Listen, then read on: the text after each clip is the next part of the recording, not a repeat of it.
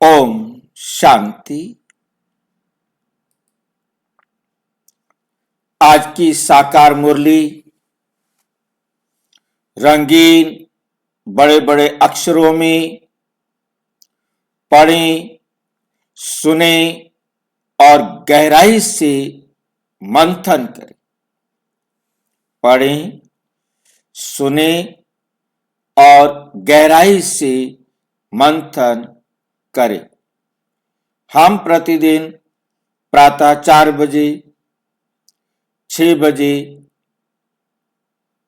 शाम को 4 बजे, 8 बजे मुरली मंथन करते हैं। आप भी इस मुरली मंथन में साथी व सहयोगी बन सकते हैं, जिसके लिए इसी वीडियो के डिस्क्रिप्शन बॉक्स में लिंक दिया हुआ है, जिस लिंक से आप चारों समय रोजाना जुड़ सकते हैं।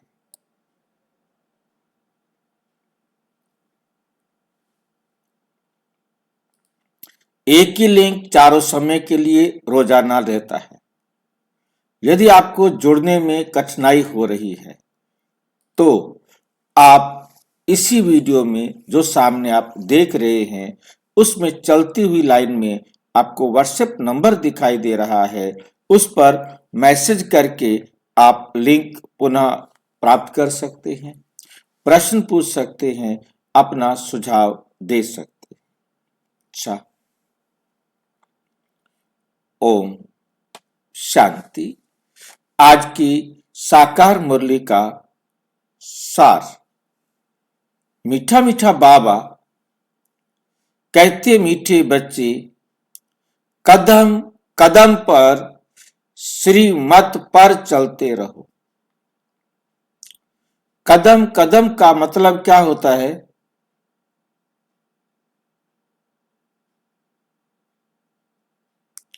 कदम कदम का मतलब क्या होता है? हर समय भाई जी। हर समय, हर कदम। हर कदम का मतलब होता है हर कर्म, चाहे हमारा का सांस लेना हो, चाहे हमारा देखना हो, चाहे हमारा सुनना हो, चाहे हमारा खाना हो, चाहे हमारा चलना हो, चाहे हमारा बैठना हो, चाहे हमारा उठना। हर एक्ट आत्मा इस शरीर के द्वारा जो भी कर्म कर रही है वो आत्मा का कदम है, वह आत्मा का कदम है। और हर कदम श्रीमत पर चलते, मतलब कोई भी कर्म, हमारा कोई भी कदम परमात्मा की श्रीमत से अलग ना हो।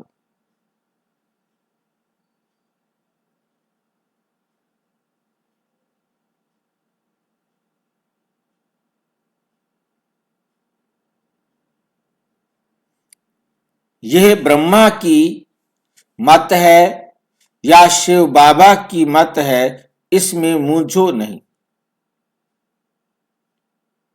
ये प्रश्न क्यों खड़ा हुआ? क्योंकि मुरली है बाबा की श्रीमत की अंगुली। मुरली में जो बाबा ने कहा है बस उसी के अनुसार आप करते चलो।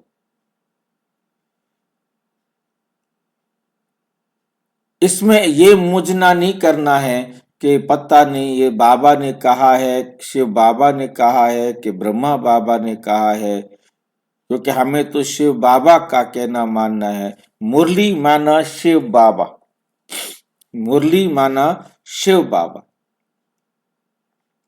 बाबा कहते यदि मैंने, ब्रह्मा बाबा ने भी यदि कहा है, क्योंकि ये भी है, ये भी बोलता है, ये नहीं है कि ये नहीं बोलता, परंतु इसने भी कहा है, तो भी तुम ये समझो कि शिव बाबा ने कहा। उसका भी रिस्पॉन्सिबल मैं हूं।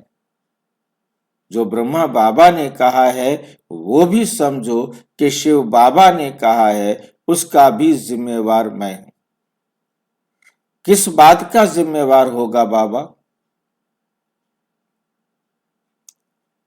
क्या जिम्मेवारी देगा शिव बाबा?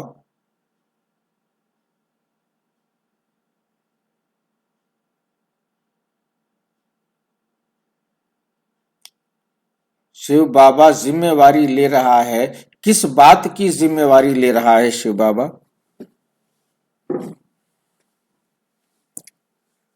भाई जी, बाबा मुरली में जो बोल रहे हैं वो उसकी जिम्मेदार ले रहे हैं। क्या जिम्मेवारी? चाहे भाई, हाँ बोलो। चाहे ब्रह्मा बाबा ने कोई बात बोली हुई है, हाँ, उसकी जिम्मेदार बाबा हैं, सिर्फ क्या बाबा। गलत बोला, उससे किसी का नुकसान हो गया तो फिर शिव बाबा क्या करेगा? ना, हम गलत नहीं बोलते बाबा। भाई जी उसमें ही कल्याण है बाबा का। उसमें ही कल्याण है। हाँ जी। किसी और ने बोल दिया है तो?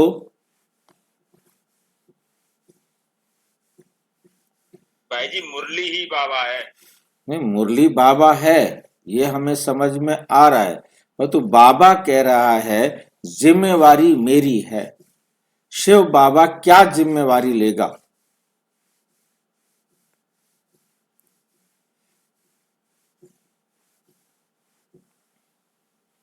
भाई जी ये तो ड्रामा में फिक्स है, उसके ये अनुसार ही ड्रामा बता में रहे हैं। फिक्स है। ये जिम्मेवारी है कि ये ड्रामा में फिक्स है। ठीक है। अब जो कुछ भी होगा वो एक्यूरेट होगा, परंतु बच्चों, भगत बच्चे क्या समझेंगे कि हमारे से बाबा के कहने पर कोई गलत भी हुआ तो बाबा जिम्मेवार है। वो भावनावश, क्योंकि बाबा ने कह दिया। एक होता है भावनावश किसी बात को स्वीकार करना, एक होता है ज्ञान के आधार पर स्वीकार करना। जो भगत बच्चे हैं वो भावना समझे, ठीक है बाबा ने कह दिया है ना, अब बाबा जिम्मेवार है। हमने मुरली के हिसाब से करते जाना है और उसके बाद बाबा जिम्मेवार है। परंतु यहाँ बाबा कहते कि ज्ञान से भी समझने वाला ज्ञान से समझेगा और भगत से, भक्ति से समझने वाला भावना से समझेगा। तो दोनों प्रकार की बातें एक ही बात से कर सकने की क्षमता शिव बाबा में है। हर एक बच्चा अपनी रीति से इसका अर्थ ले ले। प्रश्न: अच्छी ब्रेन वाले बच्चे कौन सी गुह्य बात सहज ही समझ सकते हैं? अच्छी ब्रेन, ब्रेन का मतलब है दिमाग, बुद्धि। जिनकी बुद्धि अच्छी है वो बच्चे कौन सी गुह्य बात सहज ही समझ सकते हैं? कौन सी गुह्य बात सहज ही समझ सकते हैं?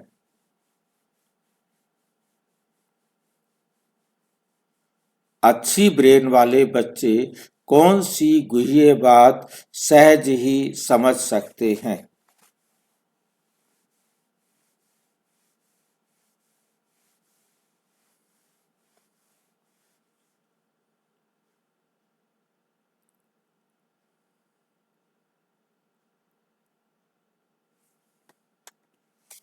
ब्रह्मा बाबा समझा रहे हैं या शिव बाबा?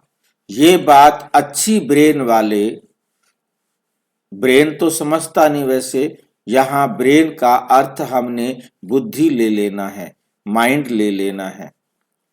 सहज ही समझ लेंगे, कई तो इसमें ही मूझ जाते हैं। बाबा कहते हैं बच्चे, बाप दादा दोनों इकट्ठे हैं, तुम मूंझो मत, श्रीमत समझकर चलते रहो। ब्रह्मा की मत का रिस्पॉन्सिबल भी शिव बाबा है। ब्रह्मा की मत का रेस्पॉन्सिबल भी शिव बाबा है। जिम्मेवार भी कौन है? शिव बाबा है।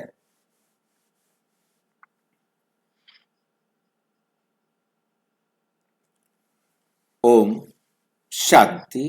बाप भाई जी, बच हाँ जी। अच्छी बुद्धि वाले समझ जाते हैं कि ये ब्रह्मा बाबा बोल रहा है कि शिव बाबा बोल रहा है भाई जी। हैं नहीं भाई जी, बात ये है कि ज्ञान के आधार से वही बात शुरू से बताया कि एक तो है बुद्धि के आधार पर, ज्ञान के आधार पर समझने वाले, तर्क के आधार पर समझने वाले, एक होते हैं भावना के आधार पर समझने वाले। भावना वाले तो भक्ति की तरह समझेंगे कि भी है ना, बाबा ने कहा है मुरली में जो है वो तुम करते जाओ, मैं जिम्मेवार हूं। बस जी भाई जी। वो भावना के हिसाब से समझकर चल देंगे। और जो तर्क के आधार पर बुद्धि वाले हैं, ज्ञान में चलने वाले हैं, ज्ञान को समझने वाले हैं, वो समझ लेंगे कि ड्रामा में जो कुछ भी एक्यूरेट हो रहा है उसमें कोई गलती नहीं। शिव बाबा ने कहा है, ब्रह्मा बाबा ने कहा है, ब्रह्मा बाबा ने कहा है तो भी हमने वही करना है, और शिव बाबा ने कहा है तो भी हमने वही करना है। और जो कुछ भी होगा वो सब कल्याणकारी ही होगा। बाकी ये नहीं कि ब्रह्मा बाबा को शिव बाबा कहे कि तूने क्यों ऐसे कहा था, उसका नुकसान हो गया। उसके नुकसान में भी कल्याण है, उसके अच्छाई में भी कल्याण है। बाबा की श्रीमत पर चलने से कभी भी किसी का कोई नुकसान नहीं हो सकता। मान लीजिए कि श्रीमत पर चलने के बाद भी उसका शरीर छूट गया, उस श्रीमत पर चलने के कारण उसका मकान किसी और ने ले लिया, उसकी गाड़ी किसी और ने ले ली, मतलब उसे कोई नुकसान हो गया, तो वो भी बाबा ने हमें समझाया हुआ है, वो ड्रामा अनुसार ही हुआ है। इसमें किसी भी प्रकार की मतलब परेशानी की बात नहीं। ब्रह्मा की मत का रेस्पॉन्सिबल भी शिव बाबा है।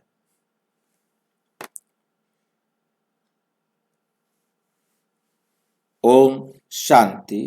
रूहानी बाप बच्चों को समझा रहे हैं, तुम समझते हो हम ब्राह्मण ही रूहानी बाप को पहचानते हैं।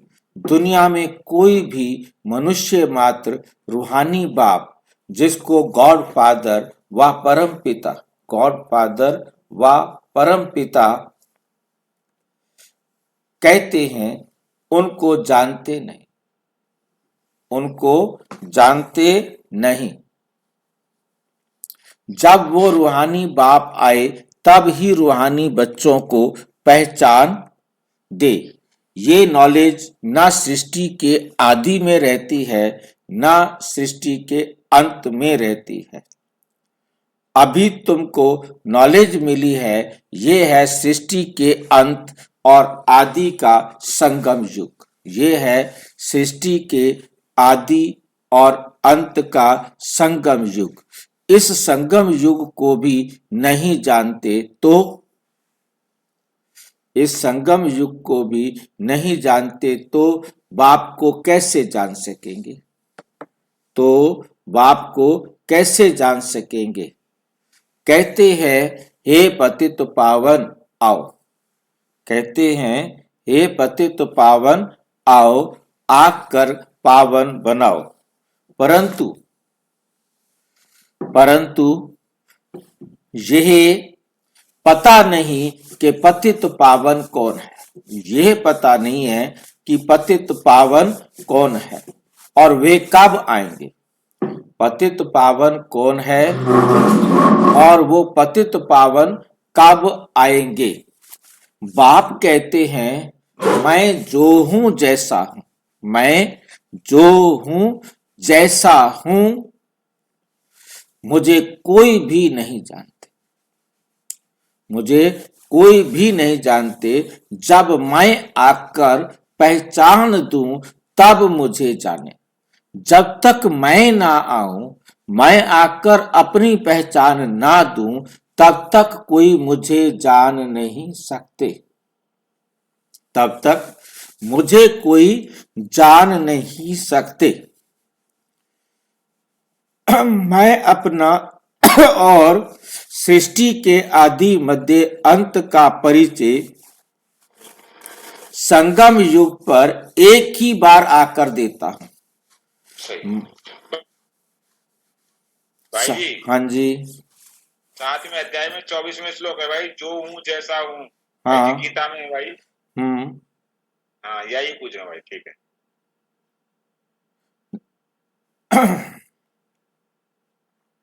संगम युग पर एक ही बार आकर देता हूं, कल्प बाद फिर से आता हूं, कल्प बाद फिर से आता हूं, तुमको जो समझाता हूं वे फिर प्राय लोप हो जाता है। वे फिर क्या होता है? प्राय लोप हो जाता है। सतयुग से लेकर कलयुग अंत तक, सतयुग से लेकर कलयुग अंत तक कोई भी मनुष्य मात्र मुझ परम पिता परम आत्मा को नहीं जानते। मुझ परम पिता परम आत्मा को नहीं जानते हैं। ना ब्रह्मा विष्णु शंकर को जानते हैं। मुझे मनुष्य ही पुकारते हैं, पशु पक्षी नहीं पुकारते। मुझे मनुष्य ही पुकारते हैं, ब्रह्मा विष्णु शंकर थोड़े ही पुकारते हैं। ये लाइन नोट करने वाली है। ब्रह्मा विष्णु शंकर शिव बाबा को कोई, वो तीनों नहीं बुलाते। ब्रह्मा विष्णु शंकर तीनों शिव बाबा को नहीं बुलाते।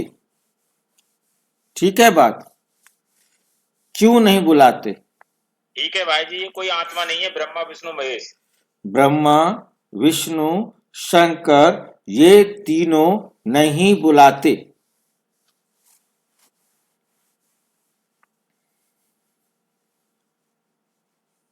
ये थोड़े पुकारते हैं।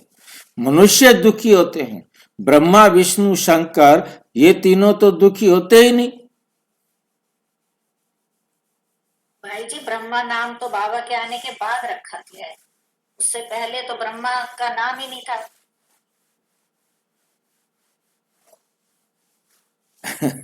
बड़ा कैसे ढूंढ के लाते हैं ना बाबा, ये पॉइंट बड़ा बड़ा वंडरफुल है। इसको लिख करके व्हाट्सएप पर भेज देना मेरे पास, ताकि मेरे को ध्यान में आ जाएगा कभी। क्योंकि ब्रह्मा विष्णु शंकर ये तीनों शिव बाबा को नहीं बुलाते, क्यों? ये प्रश्न है भाई जी हेलो। हाँ जी। हाँ क्योंकि ब्रह्मा तो भाई बाबा ने आके नाम रखा है ना, उससे पहले तो ब्रह्मा था ही नहीं। वो बात आपकी बिल्कुल ठीक है। परंतु ये क्वेश्चन अलग से बन सकता है, समझ गए? ठीक है। मतलब कईयों को ये क्लियरिटी आने के लिए हाँ जी हाँ। इसको लिख करके भेज देंगे ना, तो मेरे को टच करेगा कभी, तो ये क्वेश्चन बन जाएगा। क्योंकि कुछ अलग सी बात है ना इसमें। सूक्ष्म वतन की तो बात ही नहीं। मनुष्य दुखी होते हैं तब पुकारते हैं, बाबा जवाब दे रहे हैं। परंतु जब तक क्वेश्चन होता है तो उसके बाद समझ में आती है बात, कुछ और निकल के आती है नई बातें। सूक्ष्म वतन की तो बात ही नहीं। रूहानी बाप आकर अपने रूहानी बच्चों अर्थात रूहों को बैठ समझाते हैं। अच्छा, रूहानी बाप का नाम क्या है? बाबा जिसको कहा जाता है जरूर उसका कुछ नाम तो होना चाहिए ना। बरोबर नाम एक ही गाते हैं शिव, बरोबर नाम एक ही गाते हैं शिव। ये नामी ग्रामी है, परंतु मनुष्यों ने अनेक नाम रखे हैं। भक्ति मार्ग में अपनी ही बुद्धि से यह लिंग रूप बना दिया है। नाम फिर भी शिव है। बाप कहते हैं मैं एक बार आता हूं, आकर मुक्ति जीवन मुक्ति का वर्षा देता हूं। मनुष्य भल नाम लेते हैं, मुक्ति धाम, निर्वाण धाम, परंतु जानते कुछ नहीं, जानते कुछ नहीं है। ना बाप को जानते हैं, ना देवताओं को, ये किसको भी पता नहीं है। बाप भारत में आकर कैसे राजधानी स्थापन करते हैं। शास्त्रों में भी ऐसी कोई बात नहीं है। परम पिता परम आत्मा कैसे आकर आदि सनातन देवी देवता धर्म की स्थापना करते हैं। ऐसे नहीं, सतयुग में देवताओं को ज्ञान था जो गुम हो गया, नहीं। अगर देवताओं में भी ये ज्ञान होता तो चलता आता। इस्लामी, बौद्धि आदि जो हैं उन्हों का ज्ञान चलता आता है। सब जानते हैं ये ज्ञान प्राय लोप हो जाता है। मैं जब आता हूं तो जो आत्माएं पतित बन राज्य गंवा बैठी हैं उन्हों को आकर फिर पावन बनाता हूं। भारत में राज्य था, फिर गंवाया कैसे, वे भी किसी को पता नहीं। इसलिए बाप कहते हैं बच्चों की कितनी तुच्छ बुद्धि बन गई है। भाई जी, हाँ जी, ये गीता के कौन से अध्याय में भाई जी के ज्ञान लोप हो जाता है?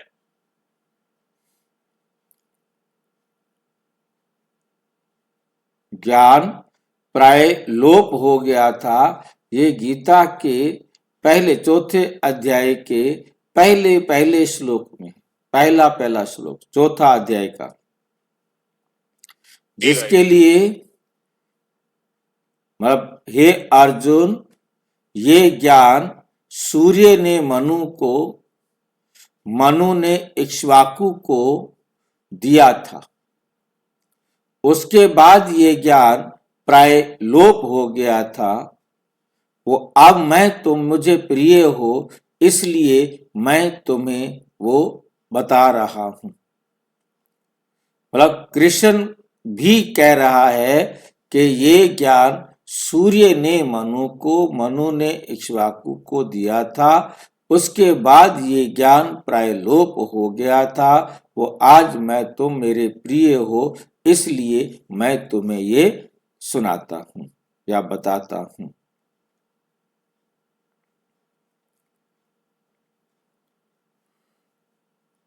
बच्चों की कितनी तुच्छ बुद्धि बन गई है। मैं बच्चों को ये ज्ञान दे प्रारब्ध बना देता हूं, प्रारब्ध देता हूं। मैं ये ज्ञान देता हूं, उस ज्ञान पर चलकर वो अपनी प्रारब्ध बनाते हैं। तो बाबा ने यहाँ क्या किया, मैं बच्चों को ये ज्ञान दे प्रारब्ध देता हूं। बाकी प्रारब्ध कोई देते नहीं है शिव बाबा। ज्ञान देने से कोई प्रारब्ध हमें नहीं मिल जाती। उस ज्ञान पर प्रैक्टिकल करने के बाद हमारी प्रारब्ध बनती है।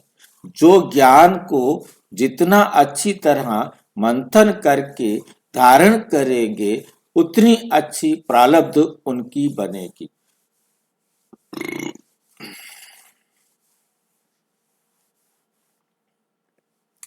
फिर सभी भूल जाते हैं, फिर सभी भूल जाते हैं कैसे बाप आया, कैसे बच्चों को शिक्षा दी, वे सब भूल जाते हैं। यह भी ड्रामा में नूंद है, ये भी ड्रामा में नूंद है। बच्चों को विचार सागर मंथन करने की बड़ी बुद्धि चाहिए। बच्चों को विचार सागर मंथन करने की बड़ी बुद्धि चाहिए। बाप कहते हैं ये जो शास्त्र आदि तुम पढ़ते आए हो ये सतयुग त्रेता में नहीं पढ़ते थे, वहां थे ही नहीं। तुम ये नॉलेज भूल जाते हो, फिर गीता आदि शास्त्र कहां से आया। जिन्होंने गीता सुनकर ये पद पाया है, वही नहीं जानते तो और फिर कैसे जान सकते हैं। देवताएं भी जान नहीं सकते। हम मनुष्यों से देवता कैसे बने? वे पुरुषार्थ का पार्ट ही बंद हो गया। तुम्हारी प्रारब्ध शुरू हो गई। वहां ये नॉलेज हो कैसे सकती है? बाप समझाते हैं ये नॉलेज तुमको फिर से मिल रही है। कल्प पहले मिश्र तुमको राजयोग सिखलाए प्रारब्ध दी जाती है, फिर वहां तो दुर्गति है नहीं, तो ज्ञान की बात भी नहीं उठ सकती। ज्ञान है ही सदगति के लिए। ज्ञान किस लिए है? सदगति के लिए। वे देने वाला एक बाप है। सदगति और दुर्गति का अक्षर यहां से निकलता है। सदगति को भारतवासी ही पाते हैं, समझते हैं। हेवनली गॉड फादर ने हेवन रचा था। कब रचा? यह कुछ भी पता नहीं। शास्त्रों में लाखों वर्ष लिख दिए हैं। बाप कहते हैं बच्चों, तुमको फिर से नॉलेज देता हूं। फिर ये नॉलेज खलास हो जाती है तो भक्ति शुरू होती है। आधा कल्प है ज्ञान और आधा कल्प है भक्ति। ये भी कोई नहीं जानते हैं। सतयुग की आयु ही लाखों वर्ष दे दी है, तो सतयुग की आयु ही लाखों वर्ष दे दी है, तो मालूम कैसे पड़े? 5000 वर्ष की बात भी भूल गए हैं, तो लाखों वर्ष की बात कैसे जान सके? लाखों वर्ष की बात कैसे जान सकें? कुछ भी समझते नहीं। बाप कितना सहज समझाते हैं। कल्प की आयु 5000 वर्ष है। कल्प की आयु 5000 वर्ष है। युग ही 4 हैं। चारों का इक्वल टाइम 1250 वर्ष है। ब्राह्मणों का ये मिड गेड युग है। ब्राह्मणों का क्या है? ये मिड गेड युग है। बहुत छोटा है।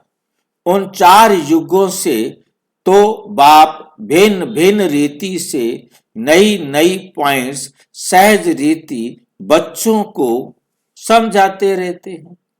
मिडगेट मीनिंग क्या होता है भाई जी? हाँ जी, मिडगेट क्या मतलब? कौन बताएगा? मिड गेट भाई जी बोना, जो बोना होता है, जिसका कद बड़ा नहीं हो पाता, उसको मिड गेट कहा जाता है। बाकी युग 1250 साल के हैं, परंतु ये एक युग छोटा सा है, इसलिए इसको बोना युग, मिड गेट युग कहा है।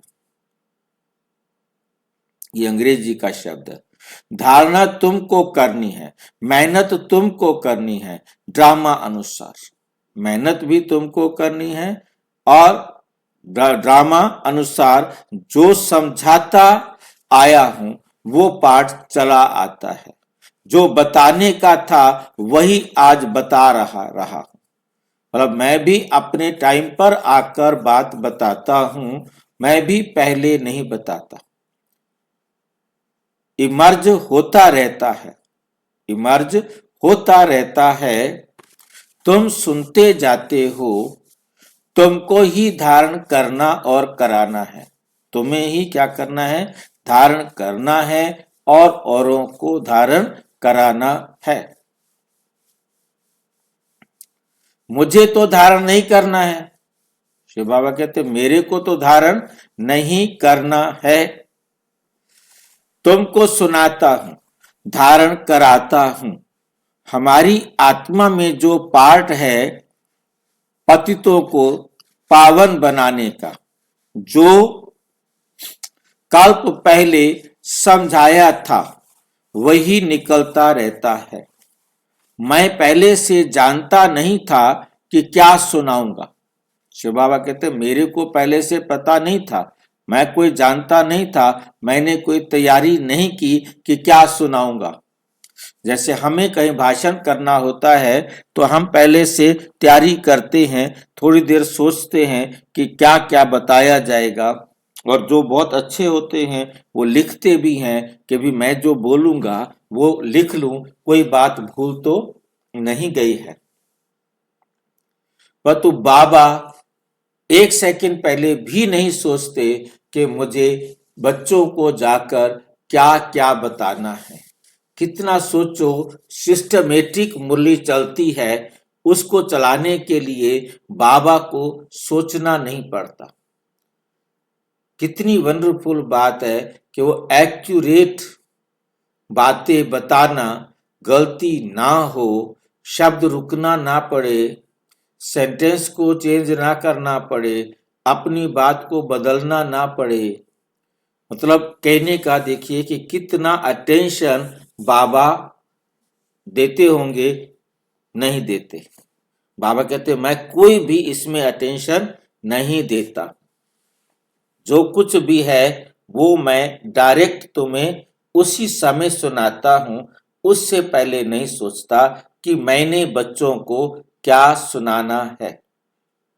मैंने बच्चों को क्या सुनाना है उसके लिए मुझे सोचना नहीं पड़ता। इस ब्रह्मा को सोचना पड़ता है कि मैंने क्या बताना है। भल इनकी, हाँ जी, बाबा को पूरा ड्रामा पर निश्चय, जो शब्द मेरे मुंह से लिख रहेंगे, शब्द लिख रहेंगे, वे सही लिख रहेंगे। हाँ, भल इनकी सोल माना ब्रह्मा की आत्मा विचार सागर मंथन करती हो।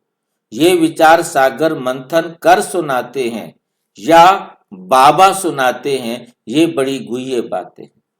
मतलब ब्रह्मा बाबा के द्वारा सुनाई गई बात का मंथन करके सुना रहे हैं। मतलब ये बाबा सुना रहे हैं या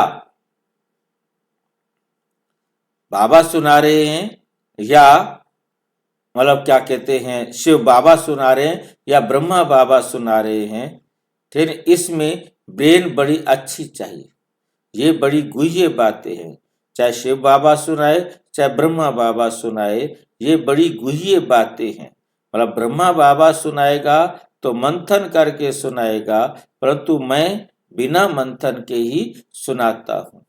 इसमें ब्रेन बड़ी अच्छी चाहिए। जो सर्विस में तत्पर होंगे उनका ही विचार सागर मंथन चलता होगा, क्योंकि जो सेवा पे होंगे ना वही सोचते होंगे कि मैंने इसका क्या अर्थ होना चाहिए। ब्रह्मा बाबा ने ऐसे बोला है, शिव बाबा ने ऐसे बोला है, दोनों सही हैं, कैसे इसका अर्थ सही है? क्योंकि जो ज्ञान को मंथन करते आए हैं वो करके मक्खन निकाल लेंगे। वास्तव में कन्याएं बंधन मुक्त होती हैं। वे इस रूहानी पढ़ाई में लग जाए तो बंधन कोई है ही नहीं। मतलब उनको कोई बंधन है ही नहीं। वो चाहे तो नरक में जाकर अपना बेड़ा गर्क कर सकती है, चाहे वो कुमार हो तो चाहे वो कुमारी हो। शादी करके दुनिया भर के झमेले में फंस सकती है, और रिश्तेदार चिपका लो अपने आप को, और अपने आप को बचाना हो तो एक शिव बाबा से शादी कर लो। सोचने की जरूरत ही नहीं है। बाकी जितने भी देहधारी संबंधी हैं वो सब दुख ही देने वाले हैं। एक शिव बाबा ही है जो हमें सुख देने वाला है। वे इस रूहानी पढ़ाई में लग जाए, बंधन तो कोई है नहीं। कुमारियां अच्छा उठा सकती हैं, उनको ही पढ़ना और पढ़ाना, उनको ही क्या है, पढ़ना और पढ़ाना है। उनकी कमाई करने की दरकार ही नहीं है। कुमारियों को कमाई करने की जरूरत ही नहीं है। कितना खाएंगे? मुझे निर्वैर भाई जी याद आते हैं। निर्वैर भाई जी ने मम्मा को कहा, मम्मा मैं सोचता हूँ मैं समर्पित हो जाऊं।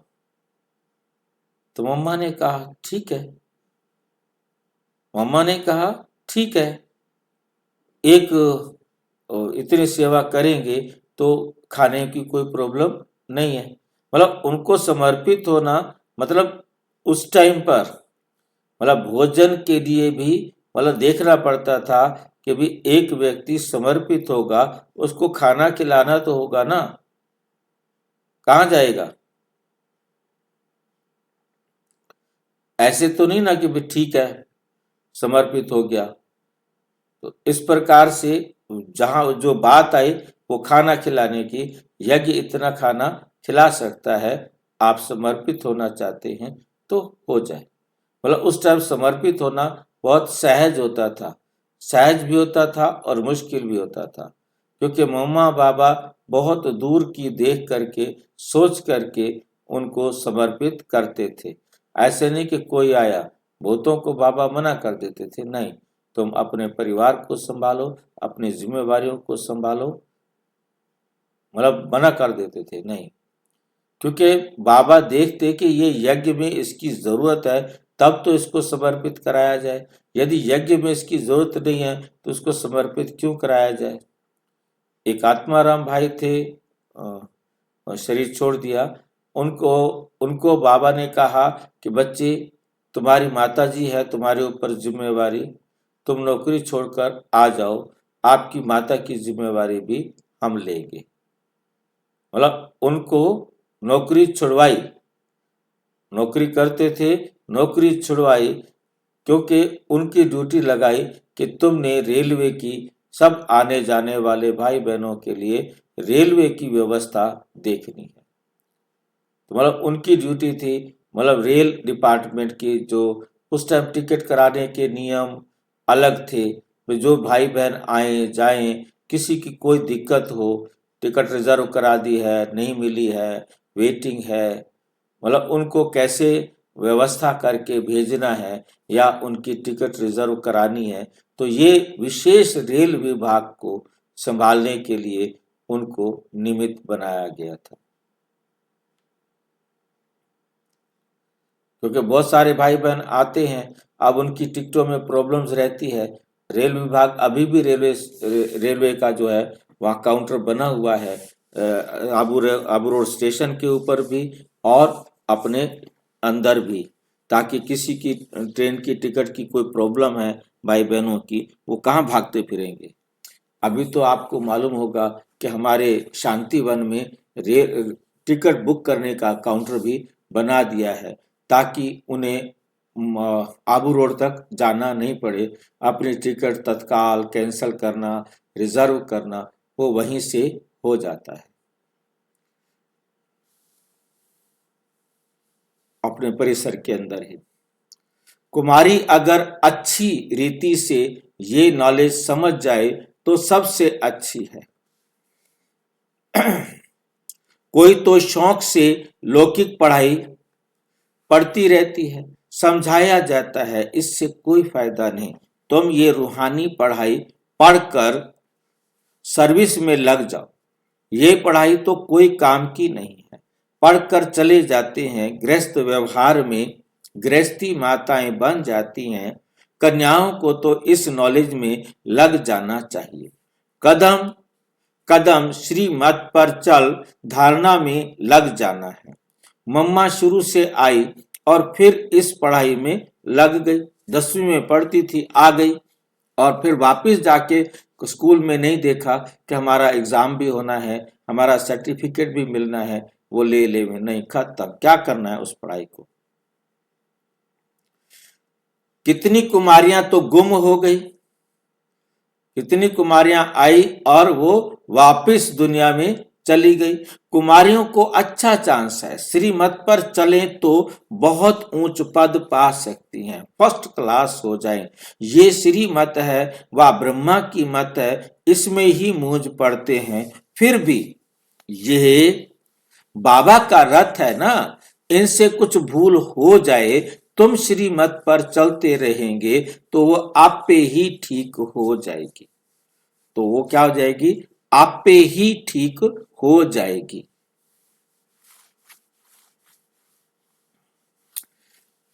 श्रीमत मिलेगी भी इन द्वारा, मिलेगी तो ब्रह्मा के द्वारा ना। सदैव समझना चाहिए श्रीमत मिलती है। हमेशा रखो कि जो भी ब्रह्मा के मुख से हमको सुनने को मिलता है वो श्रीमत ही है, शिव बाबा की मत ही है। फिर कुछ भी हो रिस्पॉन्सिबल खुद है, कुछ भी हो रिस्पॉन्सिबल खुद है। क्या मतलब हुआ? आप ध्यान से देखो इस लाइन को।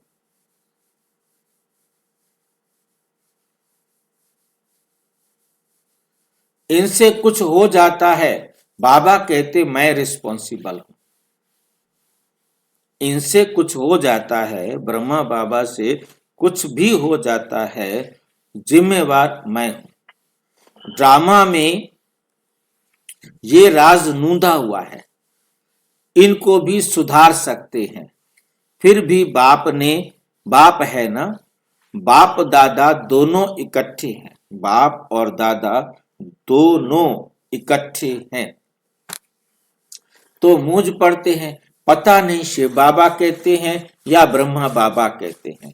अगर समझे शिव बाबा ही मत देते हैं तो कभी भी हिले नहीं, कभी भी हिले नहीं। शिव बाबा जो समझाते हैं सो राइट ही है। तुम कहते हो बाबा आप ही हमारे बाप, टीचर, गुरु हो, तो श्रीमत पर चलना चाहिए ना, जो कहे उस पर चलो। हमेशा समझो शिव बाबा कहते हैं वे है कल्याणकारी, इनकी रिस्पॉन्सिबिलिटी भी उन पर है, इनकी रिस्पॉन्सिबिलिटी भी उनके ऊपर है। उनका रथ है ना। मूझते क्यों हो? पता नहीं ये ब्रह्मा की राय है या शिव बाबा की। तुम क्यों नहीं समझते?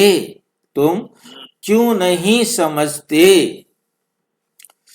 श्रीमत पर चलने से कभी झुटका नहीं आएगा। एक होता है घुटका और एक होता है झुटका। श्रीमत पर चलने से कभी भी झुटका नहीं आएगा, परंतु चल नहीं सकते तो मूंझ पड़ते हैं, तो मूंझ पड़ते हैं। एक घुटका होता है जिसमें घुटन होती है, अब किधर जाऊं। एक झुटका होता है नींद का, जिसमें वो झुटका कब आता है? जब थक जाते हैं। जब थक जाते हैं बहुत ज्यादा तो नींद का झुटका आता है। यहां पर जो श्रीमत पर नहीं चलते तो फिर वो क्या करते हैं? वो थक जाते हैं। जो श्रीमत पर चलेंगे उनको सफलता मिलती जा रही है, वो थकेंगे नहीं। थकते कब हैं? जब समझ में नहीं आ रहा। जब समझ में नहीं आ रहा तो उसे नींद आती है। क्लास में बैठे हुए हैं, उनको समझ में नहीं आ रहा तो उनको नींद आएगी। यदि उनको समझ में आ रहा हो तो उनको झुटका नहीं आएगा। अब इसके कारण अलग अलग हो सकते हैं। कोई सोया नहीं है, नींद पूरी नहीं की है, शरीर तो जवाब देगा नहीं ना, सहयोग देगा नहीं। जब शरीर सहयोग नहीं देगा तो सो जाएगा। दूसरा होता है उसकी नींद भी पूरी कर ली है, अब उसे नींद आ रही है, तो इसका मतलब है उसे ज्ञान समझ में नहीं आ रहा है। ज्ञान समझ में नहीं आ रहा है तभी उसकी बुद्धि बाहर गई है। बाहर जाने से फिर वो खो गया है। तीसरा होता है कि वो सो गया है, परंतु चल नहीं सकते, परंतु चल नहीं सकते, मूंझ पड़ते हैं। बाबा कहते हैं तुम श्रीमत पर निश्चय रखो तो मैं रिस्पॉन्सिबल हूं। शिव बाबा कहते तुम मेरी श्रीमत पर निश्चय रखो तो मैं रिस्पॉन्सिबल हूं। तुम निश्चय ही नहीं रखते हो, तुम निश्चय ही नहीं रखते हो। तो फिर मैं भी तो मैं भी रिस्पॉन्सिबल नहीं। हमेशा समझो श्रीमत पर चलना ही है। हमेशा समझो कि हमें शिव बाबा की श्रीमत पर चलना ही है। वह जो कहे, चाहे प्यार करो चाहे मारो, गीत है ना, चाहे प्यार करो चाहे ठुकराओ, हम आपको छोड़ेंगे नहीं। तेरे फूलों से भी प्यार, तेरे कांटों से भी प्यार, ये उनके लिए गायन है। इसमें लात आदि मारने की तो बात नहीं है। ये तो ना कि मैं तुम्हें कोई मारूंगा, लात मारूंगा, तुम्हें बाहर निकाल दूंगा। इसमें लात आदि मारने की तो बात ही नहीं है ना। परंतु किसको निश्चय बैठना ही बड़ा मुश्किल है। निश्चय पूरा बैठ जाए तो कर्मातीत बन जाए, कर्मातीत अवस्था हो जाए।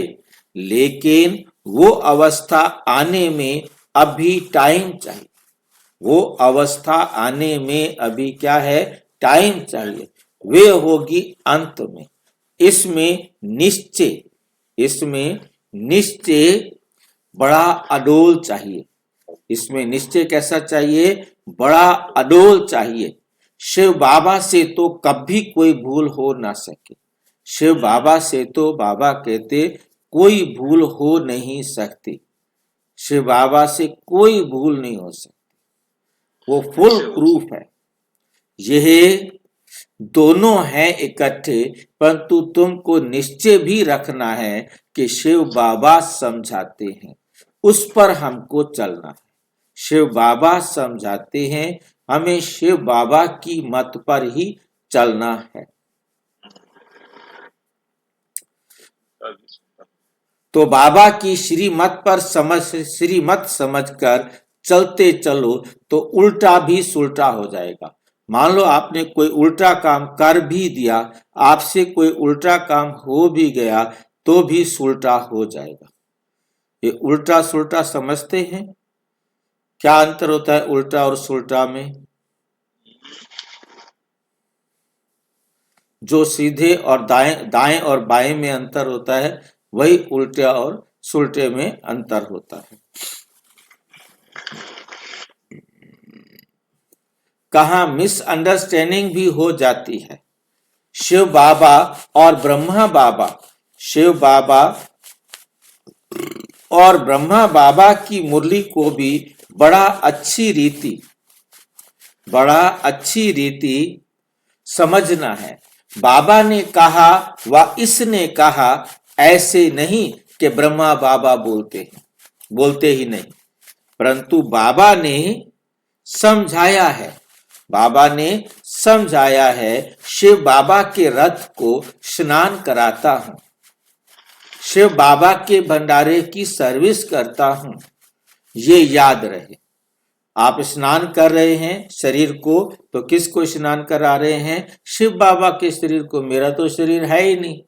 किचन में आप काम करने जा रहे हैं तो किसका काम कर रहे हैं? शिव बाबा के भंडारे की सेवा कर रहा हूं या कर रही हूं, बस हो गया काम। हमें शिव बाबा को याद और कुछ करने की जरूरत नहीं है। शिव बाबा याद ही याद है। अब शिव बाबा के भंडारे में काम कर रहे हैं तो शिव बाबा के डायरेक्शन पर काम होगा ना। सब्जी उठाएंगे, सब्जी काटेंगे, रोटी बनाएंगे, सफाई करेंगे, जो कुछ भी करेंगे वो सारा का सारा शिव बाबा के डायरेक्शन प्रमाण हो रहा है। बाकी ये नहीं समझ लेना है शिव बाबा अब चाहे कुछ भी बना दे, कैसे भी बना दे, बना हम अपनी मर्जी से रहे हैं और गाए जा रहे हैं शिव बाबा, या गीत बज रहा है। ये गीत इसलिए बजाया जाता है, ये सोचकर बजाया जाता है कि इस बहाने बुद्धि यदि कहीं इधर उधर जाएगी तो वापस शिव बाबा पर आ जाएगी। परंतु रियल याद तब है जब बिना गीत के आप शिव बाबा की डायरेक्शन प्रमाण आप किचन में काम कर रहे हैं। घर की सफाई, घर की सेटिंग, घर की व्यवस्था, जो कुछ भी कर रहे हैं वो शिव बाबा के घर का काम कर रहे हैं। आप सेवा पर उपस्थित हो। ये याद रहे तो भी बहुत अच्छा है। शिव बाबा की याद में रहते कुछ भी करें तो बहुतों से तीखे जा सकते हैं, तो बहुतों से तीखे जा सकते हैं।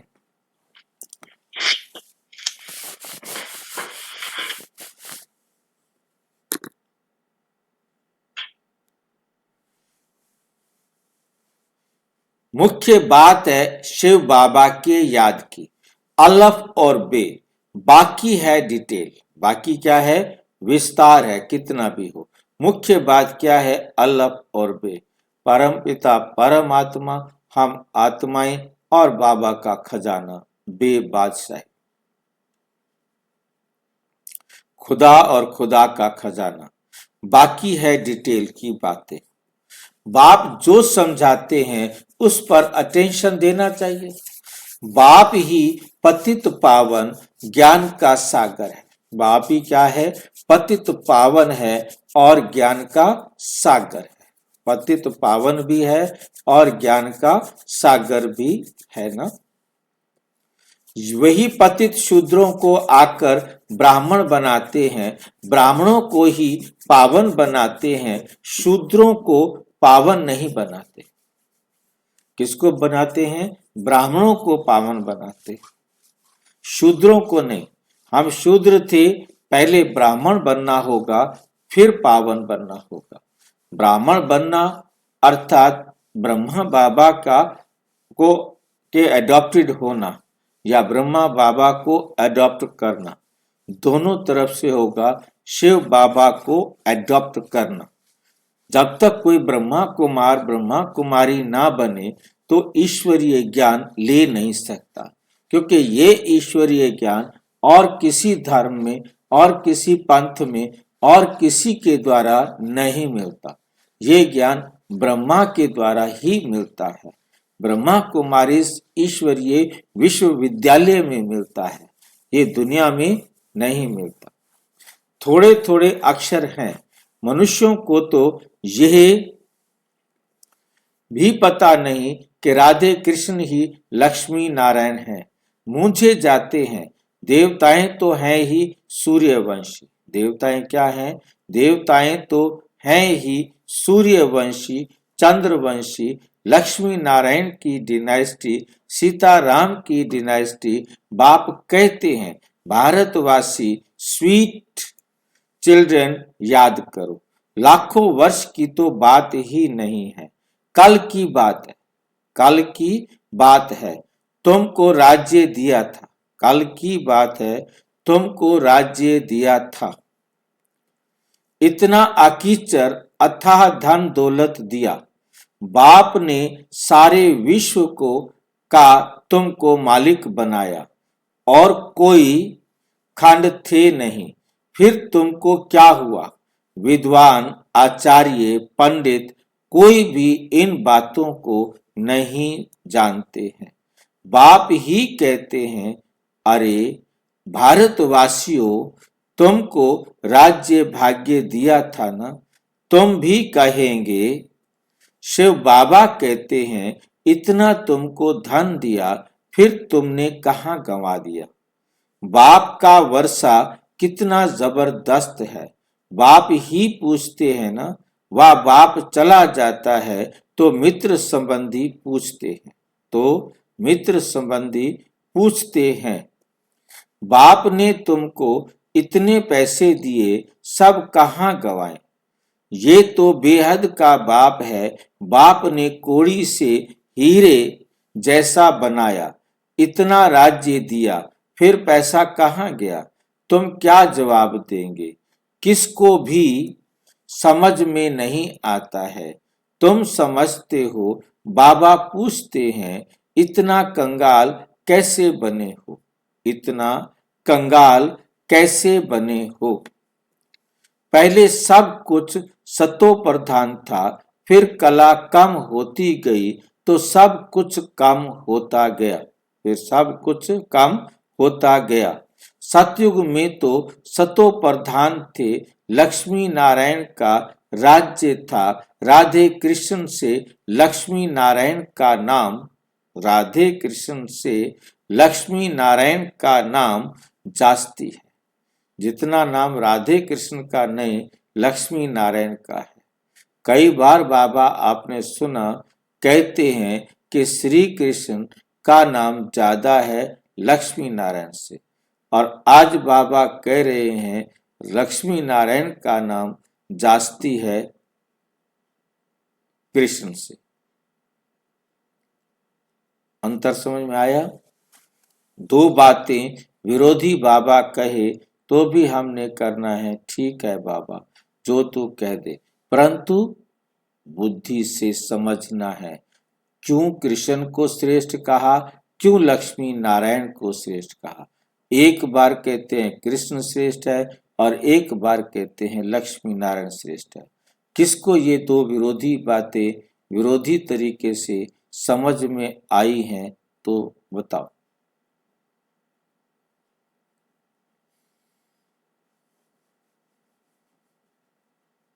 श्री कृष्ण श्रेष्ठ है तो क्यों लक्ष्मी नारायण श्रेष्ठ नहीं है, और लक्ष्मी नारायण श्रेष्ठ है कृष्ण श्रेष्ठ नहीं है तो क्यों? भाई जी कृष्ण को तो इसलिए श्रेष्ठ बताया क्योंकि वो यानी जब तक एडल्ट भी नहीं हुआ, बड़ा भी नहीं हुआ, बच्चा है वो बच्चा है, बच्चा पवित्र होता है, बच्चा महान होता है बड़ों से, ठीक है। उसमें जितनी मतलब पवित्रता रहती है उतना लक्ष्मी नारायण में नहीं रहती, इसलिए कृष्ण को महान कहा, पवित्र है। लक्ष्मी नारायण फिर भी मतलब बड़े हो गए हैं और उन्होंने इतने समय बीता तो उनमें थोड़ा परिवर्तन भी आया होगा। अच्छा, तो आज लक्ष्मी नारायण को ऊंचा क्यों बता दिया? तो इसलिए कि स्वर्ग सतयुग शुरू होता है लक्ष्मी नारायण से, फिर क्या होगा? कृष्ण से सतयुग शुरू नहीं होता। श्री कृष्ण से सतयुग शुरू नहीं होता, लक्ष्मी नारायण सतयुग में आते हैं और सबसे पहले राजाई लक्ष्मी नारायण ने ली, कृष्ण ने नहीं, इसलिए आज बाबा क्या कहते हैं कि भक्ति मार्ग में अब तक लक्ष्मी नारायण पर कोई दोष आरोप नहीं लगाए, कृष्ण पर दोष लगाए, बाकी देवी देवताओं पर दोष लगाए, परंतु लक्ष्मी नारायण पर दोष नहीं लगाए। लगे हैं थोड़े से जो मेरे को दिखाई दे रहे हैं, बाकी बाबा ने आज ये कहा कि लक्ष्मी नारायण की निंदा नहीं करते, उन्होंने कोई ग्लानि नहीं लिखी है और सबके लिए निंदा लिखी है। बाकी जितने देवी देवताएं हैं उनकी निंदा लिखी है, परंतु लक्ष्मी नारायण की निंदा नहीं लिखी है। आपको क्या दोष दिखाई देते हैं थोड़े से वो बता दीजिए। क्या होता है कि नारायण को भी दिखाया कि कहीं न कहीं जैसे बलि राजा बलि के पास जाकर के मतलब लक्ष्मी नारायण ने जो है वामन अवतार लेकर के राजा बलि को धोखा दिया। वो नहीं समझते धोखा दिया, परंतु मुझे लगता है धोखा दिया क्योंकि उसने 100 यज्ञ पूरे करने थे। राजा बलि के यदि 100 यज्ञ पूरे हो जाते तो वो इंद्र बन जाता। जो 100 यज्ञ कर लेता है वो इंद्र बन जाता है। उसके 99 यज्ञ हो गए थे, एक यज्ञ रह गया था। अब इंद्र को अपनी कुर्सी का डर लगा। अब इंद्र की कुर्सी बचाने के लिए विष्णु जो है, नारायण जो है, वो वामन अवतार लेकर, वामन बनकर, छोटा सा ब्राह्मण बनकर 3 पैर पृथ्वी मांग लेते हैं और 3 पैर पृथ्वी में उसको तीसरा पैर कहाँ रखूं, तो कहता है मेरे सिर पे रख। उसको इस लोक से ही पाताल लोक में पहुंचा दिया। उसके सिर पर पैर रखा और उसको पाताल में पहुंचा दिया। अब ये कहानी गपोड़ा है, सत्य नहीं है, क्योंकि कोई पाताल है नहीं जहां उसको पहुंचाया जाए। ऐसा कुछ है नहीं कि एक पैर में आकाश नाप लिया जाए, एक पैर में। मेन बात है उसको यज्ञ करने से छुड़ा दिया, उसको यज्ञ करने से रुकवा दिया। तो क्यों किया ऐसा भाई? क्या जरूरत थी? मतलब चाहे वो असुर है, शत्रु है, परंतु उसके साथ ये कहानी बना दी और उसको भी मतलब ऐसा किया। है ना। तो इसी प्रकार से मतलब क्या बोलते हैं कि जहां भी चालाकी चलनी हो राक्षसों के साथ का क्या बोलते कामनी बन करके उनका जो अमृत निकला वो अमृत जो है सारा देवताओं को पिला दिया। भाई असुर इसे युक्तियां कहते हैं, ये युक्तियां होती हैं। अब ये बाबा के ज्ञान में तो ये सब युक्तियां है ना। भाई ये देखिए युक्तियां हैं, उन्होंने मतलब इसको लांछन नहीं कहा, परंतु मेरे को लगता है कि क्यों किया ऐसा। भगवान होकर के इतना श्रेष्ठ होकर के मतलब ये पार्शियलिटी करना भी गलत है ना। आज बाबा भी हमें कई चीजों में युक्तियां बताते हैं कि तुम्हें युक्ति से काम लेना है, तो हम भाई भी कभी युक्ति कई से काम युक्तियां लेना चलाते है, हैं अपनी। बिल्कुल नहीं युक्ति से काम लेना है। इसको भक्तों ने भी नहीं कहा कि कोई बात नहीं, मतलब उनको कोई दोष नहीं दिया, परंतु दोष है, परंतु दोष है मतलब कहने का है कि असुरों बाबा के का साथ बन के भी अन्याय कई हुआ बार ना, हम क्योंकि बाबा का बन के भी कई बार झूठ बोलते हैं, कई बार कुछ करते हैं युक्ति के लिए कि इससे दूसरी बात कनेक्टेड है, वो उससे भला हो रहा है, किसी अच्छी चीज के लिए बोला। ये युक्तियां तो खुद के लिए होता है, दूसरों के लिए तो नहीं है ना। ये तो दिखाया कि दूसरों को मतलब उनको नीचे गिरा दिया। मतलब कहने का है कि कहानियां लिखने में सबने जैसे जैसे लिखा, अब कृष्ण को भी तो कोई बुरा नहीं कहता। वो का जो कृष्ण के भगत हैं वो कहते हैं कि बुरा है कि उसने चीर हरण किया, उसने जो है ना ये किया, मक्खन चुराया, ये किया वो किया, कहते हैं उस पर दोष लगाए हैं, परंतु उनको दोष समझते नहीं है, उनको भी दोष नहीं समझते। भाई जी हाँ जी, श्री कृष्ण से लक्ष्मी नारायण श्रेष्ठ कैसे हैं भाई जी, समझाए भाई। श्री कृष्ण से लक्ष्मी नारायण श्रेष्ठ कैसे हैं? बाबा ने भक्ति मार्ग का एग्जाम्पल दिया है कि भक्ति में बाकी सब देवी देवताओं पर दोष लगते हैं, शंकर भी दोष लगता है, ब्रह्मा पर भी दोष लगता है, 33 करोड़ देवी देवताओं पर दोष लगते हैं, परंतु लक्ष्मी नारायण पर कोई दोष नहीं लगते। लक्ष्मी नारायण के राज्य में कोई दैत्य आदि नहीं बताते, लक्ष्मी नारायण को कोई दैत्यों से युद्ध नहीं करना पड़ता, मतलब वो तो ये बातें समझने की हैं, मतलब इस पर बाबा ने कहा वो श्रेष्ठ है। कृष्ण को युद्ध करना पड़ा, कृष्ण को सांप से युद्ध करना पड़ा, जमुना में कूद गया, और दुनिया राक्षसों से युद्ध करना पड़ा, राम को युद्ध करना पड़ा। तो इस प्रकार से मतलब बाकी सभी देवी देवताओं को युद्ध करना पड़ा है, परंतु जो नारायण है उससे कोई युद्ध नहीं करना पड़ता। तो ये बातें समझने की हैं। बाबा ज्ञान धन से झोली भर रहे हैं। बाप कहते हैं बच्चे इस माया से खबरदार रहो। अच्छा, मीठे मीठे सिक्की लदे बच्चों प्रति माता पिता बाप दादा का याद प्यार और गुड मॉर्निंग। रूहानी बाप की रूहानी बच्चों को नमस्ते, रूहानी बच्चों की रूहानी बाप दादा को नमस्ते नमस्ते। धारणा के लिए मुख्य सार नंबर 1, सेंसिबल बन बच्चे सच्ची सेवा में लग जाना है। जवाबदार एक बाप है, इसलिए श्रीमत में संशय नहीं उठाना है, निश्चय में अडोल रहना है, विचार सागर मंथन कर बाप की हर बात समझनी और समझाने पर अटेंशन देना है कि बाबा कौन सी बात कैसे समझा रहे हैं। स्वयं ज्ञान को धारण कर फिर दूसरों को सुनाना है। पहले खुद ज्ञान को धारण करो फिर दूसरों को सुनाना है। वरदान, अपने अनादि आदि रियल रूप को रियलाइज करने वाले संपूर्ण पवित्र भव। आत्मा के अनादि और आदि दोनों काल का ओरिजिनल स्वरूप पवित्र है। अपवित्रता आर्टिफिशियल शूद्रों को देन है, शूद्रों की देन है। शूद्रों की चीज ब्राह्मण यूज नहीं कर सकते, इसलिए सिर्फ यही संकल्प करो कि अनादि आदि रियल रूप में मैं पवित्र आत्मा हूं। किसी को भी देखो तो उसके रियल रूप को याद उसके रियल रूप को देखो, रियल को रियलाइज करो, तो संपूर्ण पवित्र बन फर्स्ट क्लास व एयर कंडीशन की टिकट के अधिकारी बन जाएंगे। अच्छा स्लोगन है, परमात्मा दुआओं से अपनी झोली भरपूर करो तो माया समीप आ नहीं सकेगी, आ नहीं सकती। ये अव्यक्त इशारे इस अव्यक्त मास में बंधन मुक्त रहे जीवन मुक्त स्थिति का अनुभव करो।